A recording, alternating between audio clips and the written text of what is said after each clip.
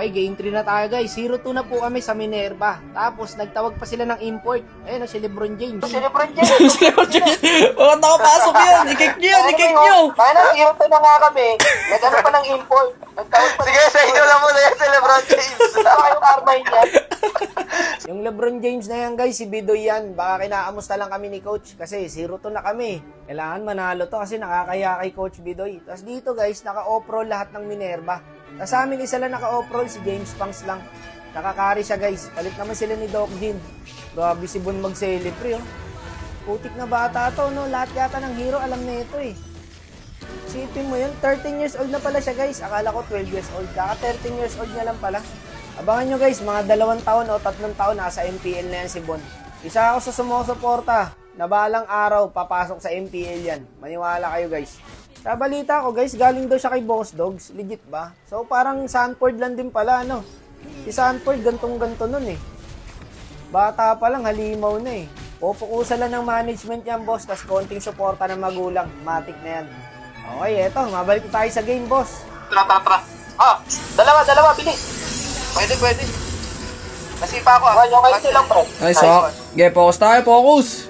Pero parang ang pangit pala guys, pag tinalo namin sila dito na naka-off-roll sila. Mas masarap silang talunin pag pag naka-main roll sila eh. Pero ang galing din ng paano nila dito boss. Nagja-jungle din yata talaga to eh. Kapalitan ni Bon. Ramdam ko dito boss na hindi sila mahirap kalaban pag off-roll eh. Pero pag naka-main roll sila guys, ang hirap nila kalaban legit. Kasi mga amateur player to eh. Buti nga dito yan, nag-bene na si Sen eh. Saka hindi nga pala nag-EXP bene si Sen guys. Di ba nga mid-bene talaga siya? Yun talaga rule niya eh, mid-bene talaga eh. Kaya siguro nung game to, nung binibigay sa kanya yung bene, hindi niya kinuha. Eto, turtle fight. Masakit na yung carry ni Pangs dito guys eh. Kahit sino mahuli namin dito, kawawa eh. Boss, ba ito lang. Tara, slowan mo, patayan. Patay to. Wala, pangit na ito, naka-off-roll sila. Pero nakakasabay pa rin no. Putik na yan, kahit off-roll na. Para tuloy parang pinagbibigyan tuloy kami dito guys. YSS ni Doc Jin dito, unstoppable na rin. Mataba na lahat guys. Lalo si Pangs boy, gagin, taba na. Kaya ang ginawa nila dito, inuuna na nila si Pangs, pinagtutulungan nila eh. Kaya ta si Pangs. Flicker. Tapos umisa pa ulit.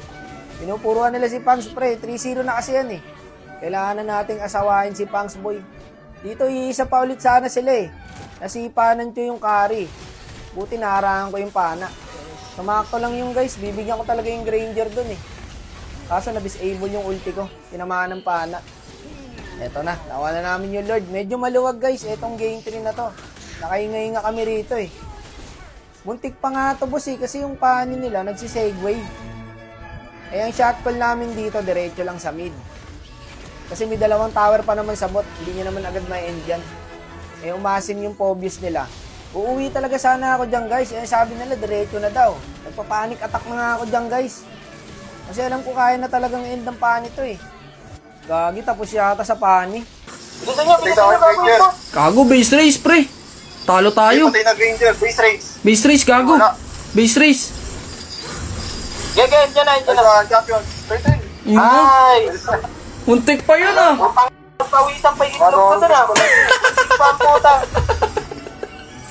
Muntik pa tayo sa off-roll ah. Muntik pa tayo sa off-roll. Ayun, off-roll to. Napapaya na talaga tayo kay Coach Bidoy. Pagka yun natalo pa rin.